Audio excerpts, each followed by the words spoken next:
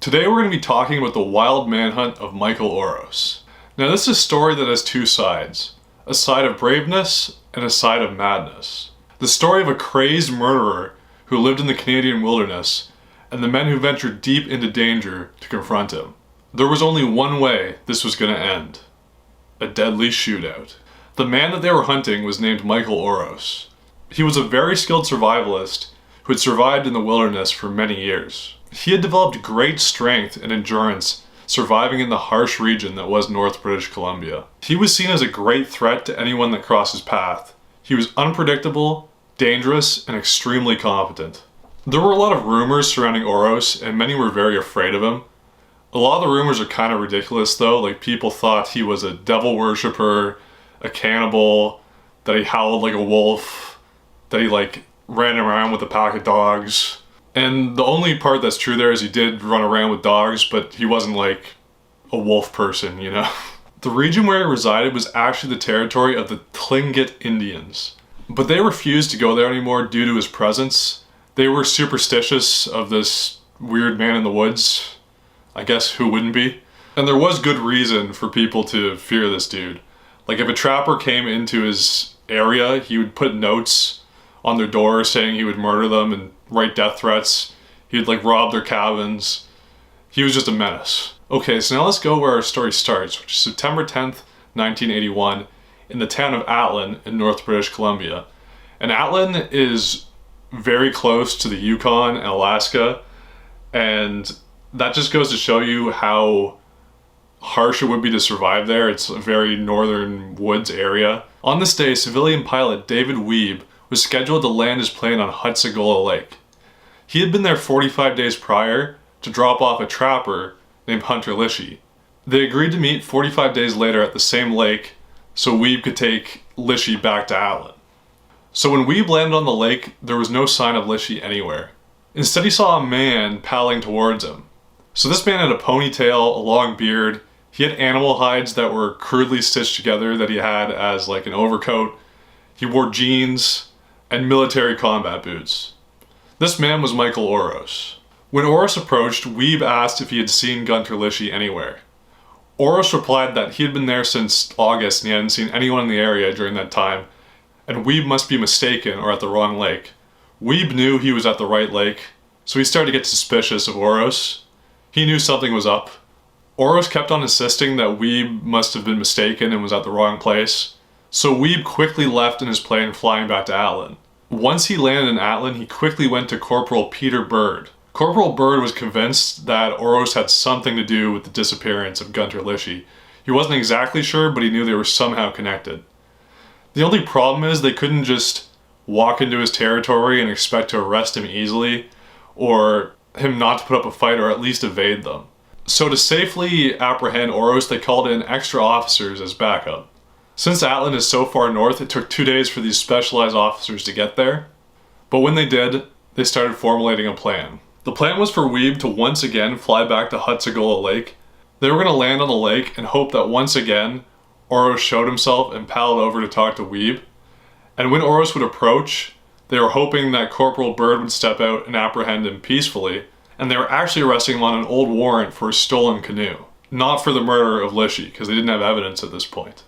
If the arrest wasn't going peacefully, there was the other officers in the plane who would hop out and assist. Now this was if Oros actually showed himself, but there was a second part to this plan. They also had an additional helicopter with 3 other heavily armed officers. So if Oros didn't show himself, this helicopter was supposed to come in and land next to his cabin and provide cover for the plane to get to the shore so they could let them out and then make their way towards the cabin and basically sweep the area. So when Weeb landed the plane, there was no sign of Oros. No one was coming out, nothing was happening. So they started the next part of the plan and landed the helicopter. Tensions were high because they didn't know if they were walking themselves into a shootout or a death trap. But as they got closer to the cabin, they started to see that something was written on a note on the door. Okay, now I'm going to read what was written on the note, and it's interesting. To all those who enter here, I have gone on a journey but will return. Beware, this cabin and surrounding areas have been sprayed by agents of the government with mind-altering drugs. The CIA, FBI, and RCMP are behind it. Under the effects of these drugs, you are not responsible for your actions. Make yourself comfortable, but respect those who have come before you. Signed, Sheslay, Free Mike. So Sheslay, Free Mike was actually the nickname of Michael Oros. Most people refer to him as Sheslay, and this was because when he first set up camp in this area, he set up in an old abandoned town named Sheslay, and then took that as his nickname. And as for Free, this is how Oros saw his lifestyle. He valued freedom very highly, and he felt like he had achieved that, and he was free, so he added that to his name. But most people just referred to him as Sheslay. I'm gonna keep on calling him Oros because it's just easier, and that's his real name. So on the door, there was also Oros' second signature, which was not a real signature, it was a symbol of a sun that he would carve into the door or like any place around his area to show that this was his territory. And I'll show what that looks like somewhere here. The police quickly realized that Oros was way ahead of them, and he had actually left 2 days earlier, the same day that Weeb had landed on the lake. Oros had dogs with him that he would tie his gear to, so he could move all of his equipment quickly and efficiently to other locations. Oros was heading south to Sheslay, where he had a cabin with more supplies. And this cabin was not close, so he had to venture through very tough territory to get there.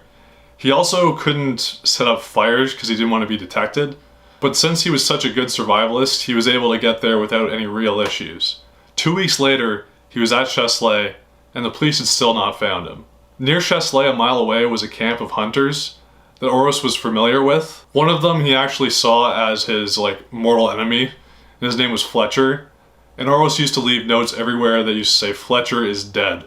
But either way, Oros snuck up to this camp and waited till they left to go hunting, so that he could go in and raid supplies and take it back to his cabin. Oros would cache supplies all over the woods in these caches so he could survive the winter. He could come back and get supplies. So he took these supplies and put them in a cache. That same day, he was also able to set up a trap and catch a beaver, which just shows you how proficient he was in gathering food and being a survivalist. So back at Hutsagola Lake, the police were investigating the area, trying to find clues, trying to find things. And one important thing they found was Oros' diaries. Oros had kept a journal for a very long time. They were very important to him. And these writings revealed a lot about what was going on in his head and explained a lot about his background.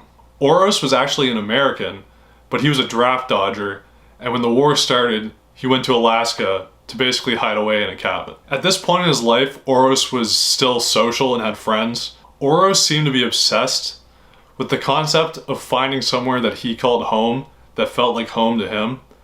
And when he went to Alaska, that's where he said the northern woods was what he found to be home. If his friends or other people said they were leaving Alaska or wanted to leave Alaska for a warmer place like California, he would get personally offended, like it was a personal attack towards him, because he held it so greatly in his brain he didn't understand why other people would want to leave, and he started to push people away.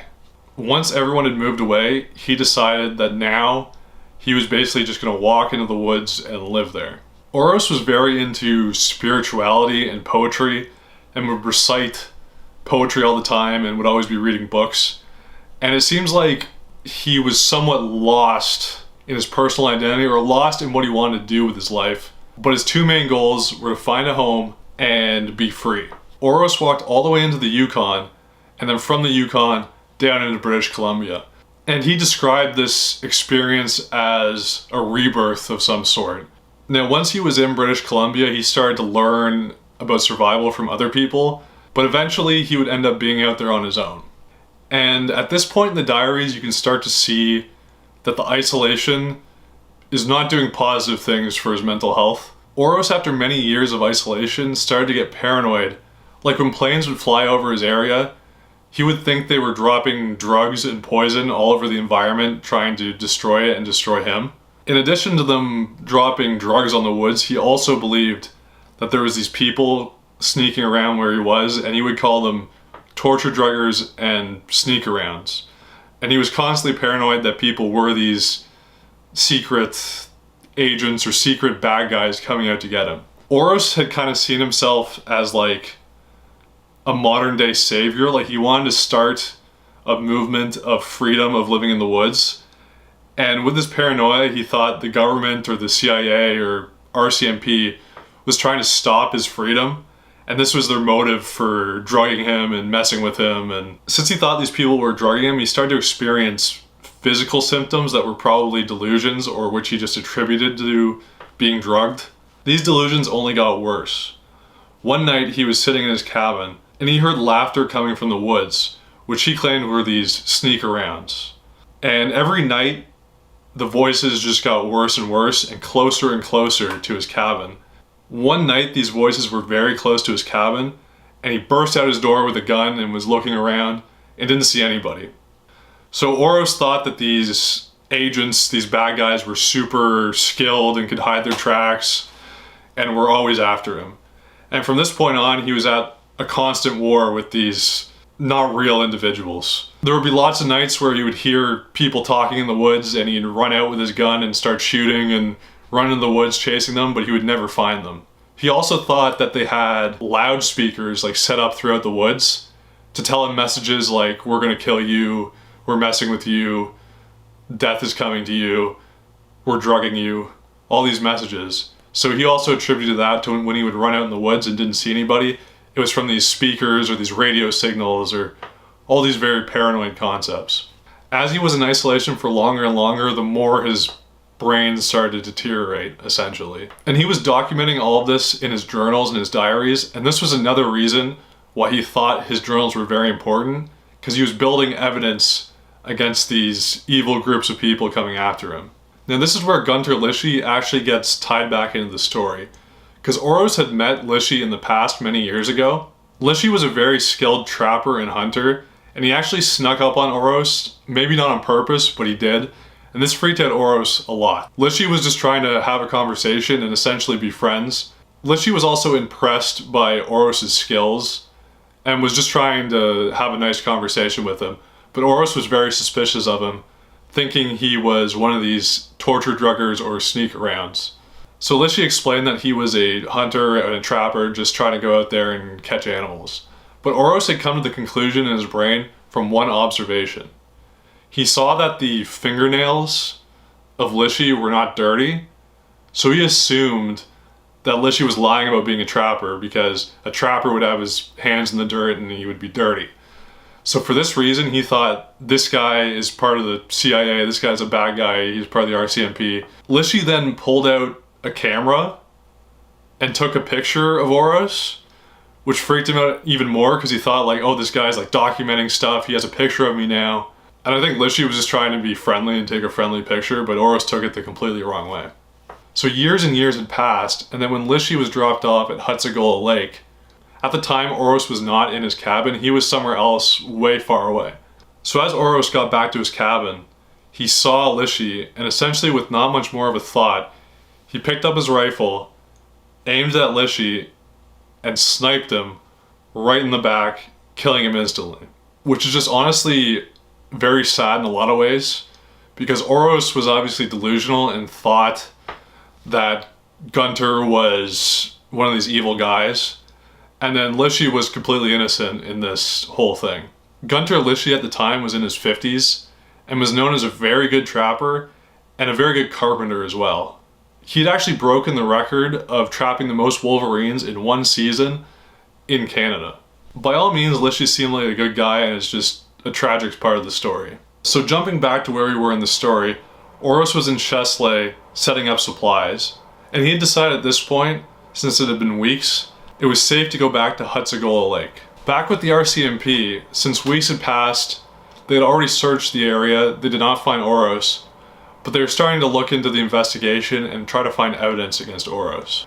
At this point, it had been months, and they were aware that Oros had got back to his cabin in Hutsagola Lake, but they were just trying to build a case at this point and waiting for the perfect time to try to apprehend him. So Corporal Bird was trying to gather evidence that would link Oros to killing Gunter Lishy, but he also had to look into the past of Gunter Lishy, and this is where some interesting things appeared and also caused some problems in the case. Bird had contacted Interpol to find relatives of Lishy. Interpol already had a file dedicated to Gunter Lishy, except this file was closed. And it was closed because Gunter Lishy had officially died in 1965 in Germany. Now let me explain this a bit. Obviously, he did not die in 1965, but he had disappeared out of Germany and they assumed he had died. And Lishy's background is actually pretty fascinating. He was born into a family of German aristocrats and served on the Eastern Front in World War II at just 16 years old. Eventually his freedom was purchased with Western currency, but leaving prison he had completely changed. He was constantly anxious living in Germany. He was distrustful of the government and authority at this point, which makes sense. Then in 1957, Lishy had basically just disappeared, and he was the heir to a huge fortune, so they were searching for him for many years. By 1965, he was presumed dead, and his estate was given to other relatives. And somehow after all of this, after he was confirmed dead, Lishy appeared in Atlan. Now this would cause some problems in the case, because this meant Gunter Lishy was known as someone who disappeared in the past, and now he's disappeared again. So this could be used as defense that he just disappeared again and it was not Michael Oros who did anything. Corporal Byrd had also contacted the FBI to gain information on Michael Oros. The FBI revealed that back in 1967, Oros had actually been admitted to a psychiatric ward in Kansas, which he was actually able to escape from in just a couple days. Corporal Byrd contacted the psychiatrist that had treated Michael Oros at this short stay. Now let me read the quote of what the psychiatrist said about Michael Oros. He was a very disturbed young man, Angry, very angry. I don't recall any final diagnosis I made. In fact, I think he ran off before we could be certain of one. You see, he believed that people were poisoning him and drugging him, and he may actually have had those kind of experiences in one of the communes he was living in. There were indications of a lot of drug use there, and they got quite violent in the end. Amazingly, as I talk about this, how much comes back to me. He really was a different kind of case for me. In some ways, he was so typical of the young people then, filled with idealism, but in other ways, he was so different. I've often wondered what happened to him. How curious that you called. On March 1st, 1982, Corporal Byrd decided that they were going to apprehend Michael Oros. Their plan was to land with a helicopter in civilian clothes and pretend to be surveyors of the area and not give themselves away. March 1st, 1982 was the day that Corporal Byrd decided they were going to apprehend Oros. The plan was to land a helicopter on the frozen lake, and they'd be wearing civilian clothes and try to confuse Oros into thinking they were just civilians. So as they were operating the plan and they were leaving the helicopter dressed as civilians, they were pretending to be surveyors of the land, but also as extra protection, they had an officer hidden in the helicopter with a rifle pointed at the cabin where Oros was. As they approached the cabin, Oros opened the door, and the officers pretended to start waving and smiling and saying random things, but with the helicopter it was hard to hear anything, and Oros kept on going farther and farther out from his door into the snow to see what was going on. So as the officers got closer and closer, Oros realized that they were not surveyors and that they were there to get him. He quickly turned around, trying to get back to his cabin to grab a gun, but since he was in such deep snow, the officers caught up to him and arrested him. They somehow had achieved the best outcome possible. They captured Sheslay Free Mike alive. Oros was then taken into custody and questioned. And this is where a lot of the delusional stuff started coming out. He was accusing them of drugging him. He claimed the reason why he didn't fight back was because they had drugged him previously and his muscles weren't working and his mind wasn't working, but obviously the officers did not drug him. This was just part of his delusions. Oros in this interrogation also revealed that when planes would fly over his area, he would take shots at them. Now the officers had already read his journals. They already knew about these delusions. So some of the things they read were that he was in a constant ongoing war with terrorists and sneak-arounds, that he would have gun battles in the middle of the night, that voices were mocking him, physical sensations and unbearable pains, and the symptoms of slow poison was affecting him. Blurred vision, aching joints, weak muscles, and a collapsing memory. He claimed there were planes that hunted him with infrared and satellites and tracked his movements at all times. Despite Oros explaining all these delusions, he was keeping quiet about anything that was related to Gunter Lishy. Since the police didn't have any evidence on him essentially, they were hoping for some kind of confession, but they quickly saw that Oros was not going to confess to anything. When looking through the diaries, they were hoping for some kind of confession, but there was a lot of pages missing, specifically around the time they think Gunter Lishy was killed. But up until that point, Oros had wrote about a puppy that he had been taking care of that died, and he blamed it on the torture druggers and sneak-arounds. And from this point in the journal, his writings became very violent. He had pages in his diaries that were just the word kill over and over again, which isn't a good look. He also considered these journals evidence against the plot or conspiracy against him, and now they were in the hands of the enemy. As the interrogation went on for hours and hours, they realized that Oros was not going to confess. So they were very concerned that they didn't really have evidence on him and that he might walk free. But Corporal Bird remembered a conversation that he had with Oros's previous psychiatrist for his time where he was held against his will. Bird had shared the diaries with the psychiatrist. The psychiatrist's diagnosis from the diaries was paranoid schizophrenia. And let me quote some of the things she said. What you commonly see with schizophrenics are major disturbances in the content of their thought, usually involving delusions that are patently absurd with no basis in fact. In Oros's case, his delusions of a grandiose savior role is probably an example of the kind of markedly illogical thinking I'm talking about. Bird asked, and he wouldn't be aware he was wrong? Would he know he's crazy? Not necessarily. As a paranoiac, he could even have a permanent and unshakable delusion system, and yet manifest clear and orderly thinking. He might even know that others don't share his belief and hide them, but they're still unshakable. Paranoid schizophrenics are the most dangerous of all because they have the complete backing of their whole moral character to do the things they are convinced are necessary to be done. So this explains why Oros would be able to be so competent in survival, but then also have these delusions. I've had previous experience of people with paranoid schizophrenia, and this definition definitely tracks because when you talk to them usually, they're very normal, their thinking patterns are very normal. You wouldn't guess that there's something not right going on in their head, and they're very confident in what they're doing. But then the moment the topic of their delusions come up, you see an instant change and then quickly realize, oh, something is going wrong. But prior to that, you don't really realize it. But that's just my anecdotal experience of people with paranoid schizophrenia. So in the days following, Oros was arraigned on 3 charges. Possession of a stolen canoe, possession of property stolen from Gunter Lishy, and the possession of a restricted weapon without a permit.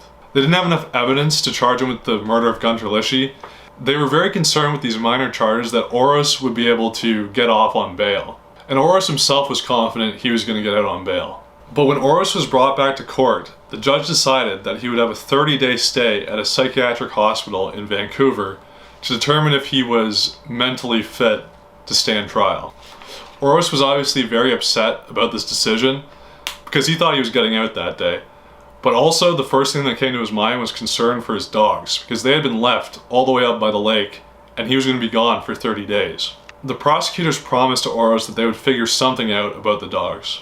Oros, now learning that he would be locked up in a psychiatric hospital, changed the way he was acting. He decided he was going to denounce all the things he wrote in the journal and was going to stop talking about these torture druggers and sneak-arounds and all these conspiracies. So this made Oros very upset because he wanted this conspiracy to be out in the open, but now he had to keep it a secret. That night in his cell, his rage got worse and worse and started to progress. When an officer came close to the door to see if he was sleeping, he spat in his face and called him a pig. Quickly after that, he ran up to the toilet in his room and ripped it right out of the floor, throwing it at the bars, smashing it into a bunch of pieces, basically into these sharp, knife-like porcelain pieces. Quickly after that, he ripped the sink out of the wall and threw it to the bars and broke it too. So he had some crazy strength to be able to do that. The officers on guard were not keen on going in there with him while he was armed with these porcelain pieces, and seeing how strong he was, they were like, no way we're going in there. The officers basically all wimped out and decided they were not going in there, but they were going to call one of their off-duty officers who they knew did not give a shit and was just going to go in there and fight Oros. This officer was Constable Mike Boudet, who was down at the bar down the street and was called to come in for this problem. Mike Boudet was large and muscular and was known for speaking his mind and speaking to everybody equally. If it was a high-level ranking RCMP, he would speak to them the same he would speak to a homeless man on the street. When he walked into the station, with zero hesitation, he walked straight up to Oros' cell, went in there, and whooped his ass.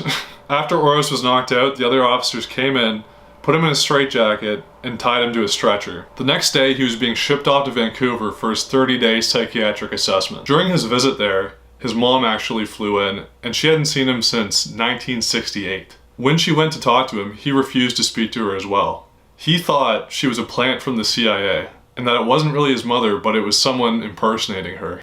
So just after 2 weeks, Oros was let out with no official diagnosis. He was brought back to the Atlin area, where he would remain until his court date.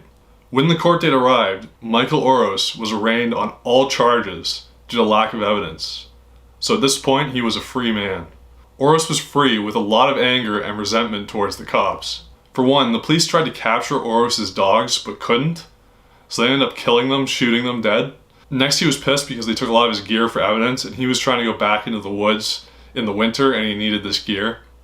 And third, obviously, he thought they were torture druggers, and they were part of the CIA, or they were against him. Oros was essentially going back into the woods to prepare for a final shootout.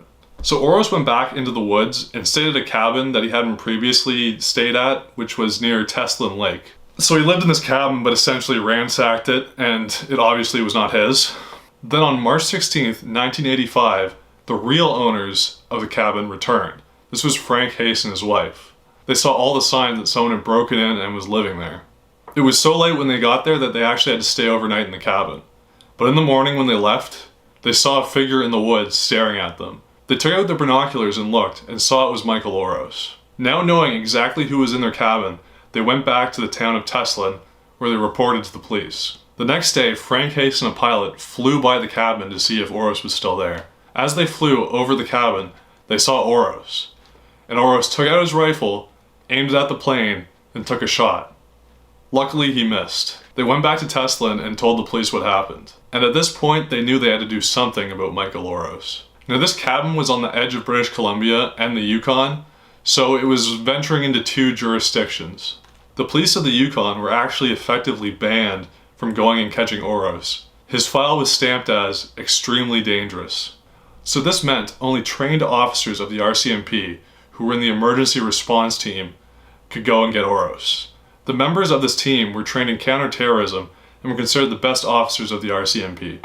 On March 18th, by air surveillance, the RCMP were able to see that Oros had moved north to an island called Big Island. This island at the time was surrounded by the frozen lake, so that meant Oros had set up at a spot where he could see everything around him for miles. He was getting ready for a final showdown. And this is where a familiar face re-enters the story. Constable Mike Boudet. He was on the emergency response team, as well as his best friend and fellow officer, Gary Rogers. There's some funny stories between these two. Like one night, Mike was super drunk, and he was kicked out of his house by his girlfriend. And he went over to Gary's house, but instead of knocking on the door, he pulled out a chainsaw and cut the door down. And then when he walked into the living room, Gary and his wife came out and asked him why he did it. And he said, well, I didn't want to knock and wake you up. And then they all started laughing, and that shows you how good friends they were. Mike Boudet was known to have a very good sense of humor, and he seemed larger than life in a lot of scenarios. When the ERT team was called in, Mike Boudet, Rogers, and their marksman, Haugen, all convened and started preparing their gear. Boudet was also a police officer who was trained in dog handling, so he also had a dog with him named Trooper. Boudet, Rogers, and Haugen got into camouflage winter gear and got their rifles ready. Boudet and Rogers both used M16 rifles. One of the key pieces of equipment that they brought with them was a radio repeater. So the guys on the team, they would have an earpiece with a radio where they could speak to the other members, but it only had a certain range. And this repeater extended the range, essentially. They then drove up to Prince Rupert, where they'd meet up with other members of the team and then fly to Whitehorse in Yukon. When they got to the plane to go to Whitehorse, they had too much gear. It weighed too much. So they had to make decisions and leave gear behind. One of the things they left behind was the radio repeater. When they got to Whitehorse, they met up with the rest of the members of the team and started formulating a plan. They were going to be split into 3 smaller teams. One team was going to be Rogers, Boudet, and Haugen. The other team, the officers were named Robert, O'Donnell, and Gerard. And the third team consisted of O'Brien, Stiller, and the team leader, Ken Allen. Every team had a marksman, and teams 1 and 2 had dogs as well. So the plan's pretty complicated to explain, but the goal was to push Oros off the island and then have him run into 2 areas where they'd already have teams waiting. One team would be stationed at an abandoned town named Johnsontown, which was just east of the island. The next team was going to be directly across the lake on the west shore, so now they had both shores covered. One problem with the operation was they only had 2 helicopters, so only 2 teams could go in, and a third team would have to come in after. The goal was to get Oros to leave the island and either go east or west, where he'd run into either of the teams, or start going south. And south along the lake, there's an area where the lake becomes narrow, so both teams would be able to follow him and confront him at the narrows on the lake. They also had a plane flying overhead that was being used as surveillance that they could communicate with. One major problem was they did not have the radio receiver, so the 2 teams would not be able to communicate with each other from far distances. Only the teams themselves would be able to communicate with each other within the team. So them being police officers, they couldn't just shoot Oros on sight. They had to ask for him to surrender, and if he didn't surrender and made a hostile move, then they were cleared to shoot him. They did not think he was going to surrender. The morning they were flying in to confront Oros, Oros decided to start moving south early in the morning, so this changed the plans completely. Oros had a large toboggan with all his gear on it, and they thought he couldn't move very fast with this toboggan, but on this day he was moving very quick. He also had a dog with him that also had a little toboggan who was also moving quick. They underestimated how quick Oros could move through the snow. Oros was now moving south down the middle of the lake, and he wasn't going to either shore. So this means the teams had to quickly come up with a new idea while they were flying in. So the helicopters were flying in from the north from Teslin, down south to where Oros was. On the way, they passed over an Indian village. If you remember, the Indians didn't like Oros and they were superstitious about him. From their village, they were able to see the movements of Oros, just as well as the plane up in the air. But the Indians believed they knew something else. They knew Oros was going to die that day. The island Oros was on was sacred, and it's where one of their shamans were buried, and he slept on the grave. So now in their mind, he was cursed and he was going to die. So they were less worried than the officers, and they were somewhat excited because they believed Oros was going to die that day. Boudet's team was going east towards Johnstown, and then O'Donnell's team was going west, and were going to land inland in a pond and then walk out to the shore. But once again, they had greatly misjudged how quick Oros was, because he had turned south again, and by the time O'Donnell's team landed, they were way behind him. Oros moved south, and at this point, there was open water on the east, and then ice on the west going towards the shore. So they knew Oros could not go to the east. So this meant Mike Boudet and his team had to land somewhere else. As they were going, they could look down and they could see Oros, and Oros essentially had stopped and was staring and looking up at them. So now Boudet's team flew past Oros and went to the other side of the Narrows.